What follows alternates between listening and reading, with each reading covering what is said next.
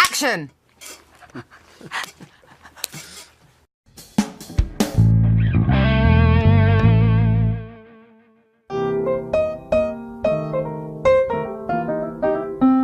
In between kind of the making of 19 and the touring of 19 as well, and then in the bit of downtime that I had, I started realising my own flaws and my own disappointments, and I started regretting a lot of stuff. And when I was 18, 19 and doing the first record, I didn't regret anything. Do you know what I mean? I was very much a teenager and thought I knew it all and thought there was nothing else I could ever learn. And yeah, but I think that was because the intensity of this my last relationship that the record's about, that made me more aware of them things. So yeah, I used to have to lock myself in my house, get pretty drunk, write a drunk diary, because that's the only time I can ever admit things to myself. A drunk tongue is an honest one, in my opinion. And then the next morning I'd read it through with an awful hangover and in the cold light of day, and, you know, and have to sort of absorb my own feelings about myself. And I was a bit scared that I wouldn't be able to be articulate enough with this record because of them new revelations, but I was agile when it came to realising them things about myself, I suppose. But I mean,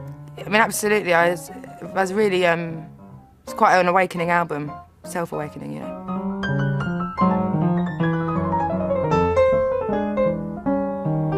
It's out of my system once the record's done.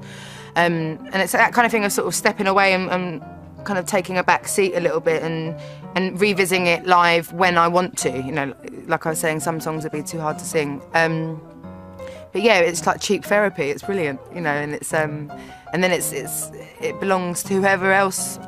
Hopefully, that record would help give hope to. I think definitely blues.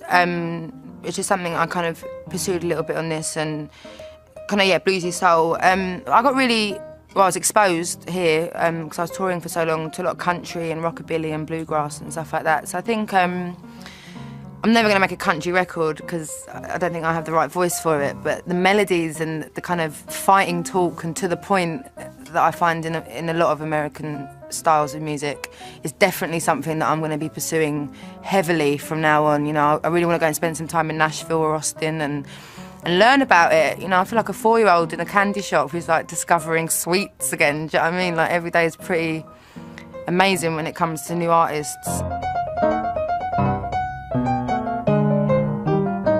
The singers that I listen to who inspire me are like all-time greats and legends, so I don't even consider myself a singer when my interpretation of a singer is Etta James and Aretha Franklin and Billie Holiday. Do you know what I mean? So I don't really rate my voice in that sense. And this literally all fell into my lap, I swear to God, yeah. I was always singing and I just, you know, I always knew I'd be involved in music, but I thought it would be like I'd be a receptionist or something, or work in a shop, and then in my off days go and play little acoustic shows for my family and friends or whatever. I never, ever thought, I didn't even bother to dream about being, you know, a professional singer, because everyone I know has got dreams and none of theirs has come true, so why the hell would mine ever come true? So this fell into my lap, I swear to God. I didn't go and hand my demos in anywhere. I didn't even know where any record companies were. So nothing's ever sunk in, so like, you know, I don't really remember very much. It's just quite like out-of-body experience. It's just a bit bizarre. Maybe a Martin Scorsese film. I don't know if I'm kind of trained enough to maybe be able to offer something that good for one of his movies. I really wanted to have the soundtrack for Love and Other Drugs, that Jake Gyllenhaal and Anne Hathaway film, and I was in for a good shot, but I submitted the wrong song. But that's my kind of movie, I love that kind of thing, so I would have loved that, but next time.